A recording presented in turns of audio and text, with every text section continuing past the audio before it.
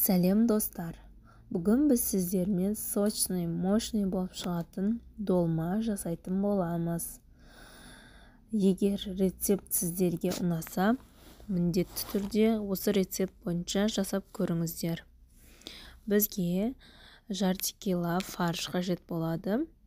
Бірақ та сіздерде отбасы мүшесінде адам көп болса, фаршты көбірек алыңыздар.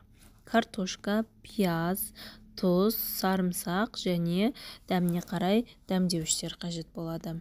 Енді картошканы біз үлкен бір картошка немесе екі орташа картошканы терканың осындай майда тішесімен шығарамыз. Картошкамыз майда болу керек. Енді екі пиязды да осылай шығарып аламыз. Мінекей пиязымыз да майда болады.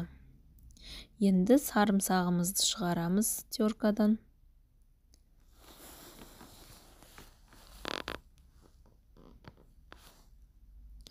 Барлығын салып, дәміне қарай тұз саламыз. Қызыл, қара бұрыш саламыз.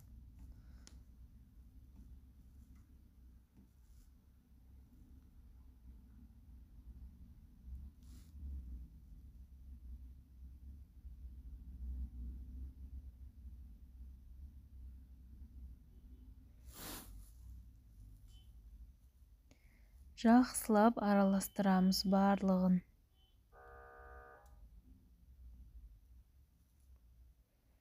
Енді бізге бір жұмыртқа қажет болады. Оған шым-шым тұз салып, шаншықмен араластырамыз. Және ұн қажет болады. Алдымен фаршымызды домалақ-домалақ етіп дайындап аламыз. Одан кейін ұнға аунатып, осылай ұнға аунатып дайындаймыз. Майымызды газға астын төмендетіп қойып қоямыз. Майымыз қызып тұру керек. Енді жұмыртқаға салып, қызып тұрған майға саламыз. Осылайша. Екі жағын да алтын түске кіргенге дейін қуырамыз. 2 минут немесе 3 минуттай қуырамыз. Одан көп емес.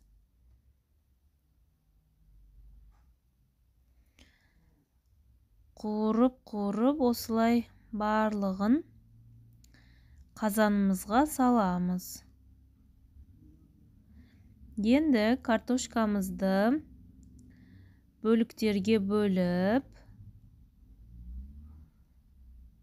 қызып тұрған майымызға салып, оны да сары түске кіргенге дейін қызартамыз.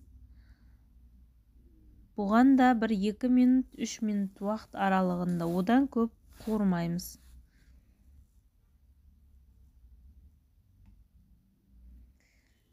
Қазанымыздың үстіне картошкамызды саламыз. Енді мен бульон дайындап алдым. Бульонды дайындау үшін сүйекке су құйып, тұз салып, қайнаттым. Сол қайнаған суды құямыз үстінен. Бульон болмаса, жай қарапайым суды құйсаңыздар да болады. Бульон құйсаңыздар дәмдірек болып шығады. Осылай суын құйып, бетін жауып, қайнағанға дейін жоғары отта, қайнағаннан кейін астын ең төменгі отқа қойып, дымдеп пісіреміз. Жарты сағат 40 минутта пісіп шығады тамағымыз.